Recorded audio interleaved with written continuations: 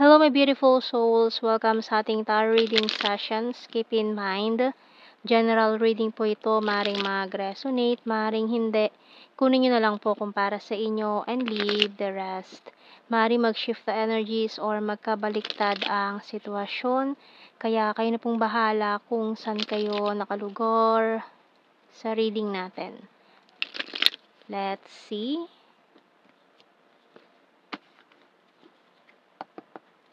So we have here the Ten of Pentacles and the Eight of Swords, Six of Swords and the Nine of Wands, Queen of Pentacles and the Nine of Cups, Empress and the Eight of Wands. Wow. Bottom card is the Eight of Cups. Oh.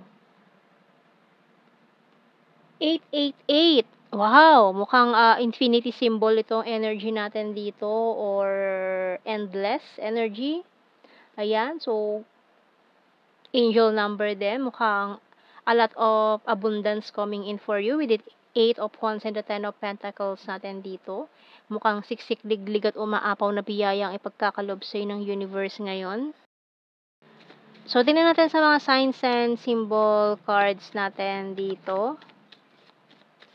So, kahit na sabihin natin matagal kang na-stuck with this 8 of Swords energy natin, and may mga binabalik-balikan ka pa sa iyong nakaraan na mga siguro maling desisyon, nagninilay-nilay ka sa mga nangyari noon na kahit matagal kang na-stuck sa mga maling desisyon mo, maling tao, ngayon naman is talagang bumabawi, di ba? Bawing-bawi ka naman ngayon.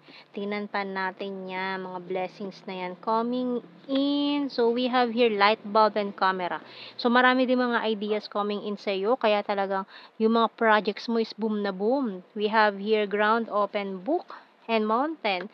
So, malapit mo nang reach yung summit. So, malapit ka na doon sa iyong mga tagumpay. We have here open book and ground and letter. So, a letter. Makabagbag damdaming letter yata ito, ha? Tingnan natin. Someone here is manifesting you with a scandal. No, maaaring itong taong ito ay still open book. So, kilala mo na siya. So, mukhang galing to sa iyong past. Still open book pa naman kayo. Hindi mo pa sinarado. Or mukhang hindi lang talaga kayo nag-usap bigla na itong taong ito.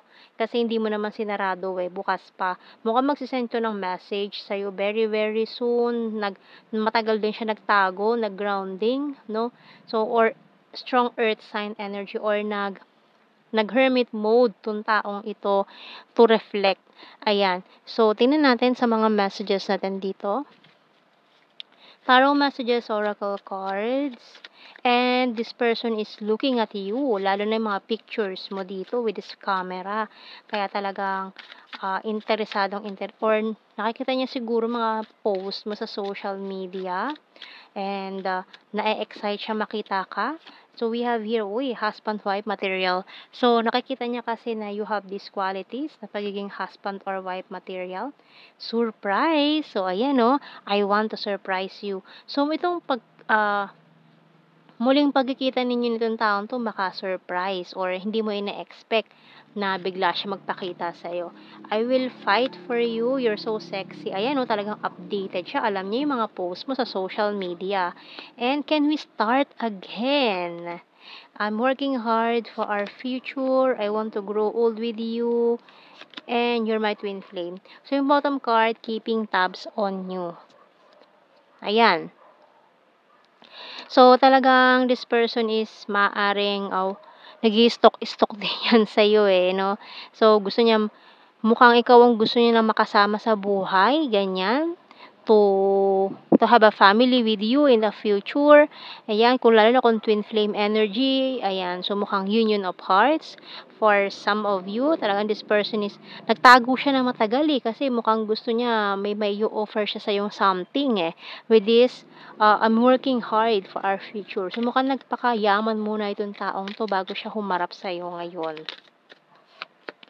I'm starting to understand our connection. So, siguro nga dahil nga may twin flame energy or soulmate energy or divinely connected kayo nitong taong to spiritually. Ayan, so, itong connection nyo is nauunawaan na niya kung ano bang meron kayo. Just being near you is intoxicating. Kasi hindi naman siya about toxic, no? Pero kasi parang intense. feeling niya naging toxic yung energy, kaya maaaring umiwas siya noon. So we have here, we both know I'm not the one for you, and I know that I crossed the line with you. So ayan, mukhang may nagawa rin tong taon to na sumobra naman siya no sa pagiging pakialamera siguro. Ayan. So mukhang naging na feeling mo is nasakal ka nitong taong ito. So I don't know how hard it was to let you go. You don't know how hard it was to let you go. So parang nahirapan ako. Ayan. So nahirapan din 'tong taong 'to na bitawan ka 'no. Kaya parang para sa kanya masakit din yung mga nangyari. I know I was a distraction from your pain. You and I were too young. You speak to me through music. And I wish I could take back my words. So kung ano man yung mga nasabi niya before na masasakit na salita with you, for you na ganyan, mga siguro may bangayan kayo nitong taong ito is binabawi niya na. So, tingnan natin anong message ng Archangel natin dito. So, we have here clear sentence by Archangel Raquel. Notice your recurring physical and emotional feelings as they signify divine guidance. So, ito mga nagbabalik ng mga feelings na ito, no, muling ibalik, 'di ba? Parang muling ibalik ang tamis ng pag-ibig diyan. So muling nagbabalik, recurring physical and emotional feelings kasi mukhang divine guidance 'to eh, parang divinely guided yung mga nangyayari sa inyo nitong taong 'to.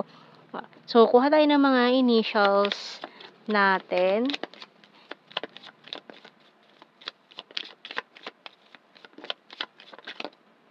Okay, letter Z, G, N, O, N, K, X, S, P, F. Puro blue ang daming blue. U, M. Yan, mukhang nagkaroon kayo ng mutual understanding nitong taong to dati. Or malabong usapan. 'Di ba? So, dahil nga malabong usapan, parang wala naman kayong label.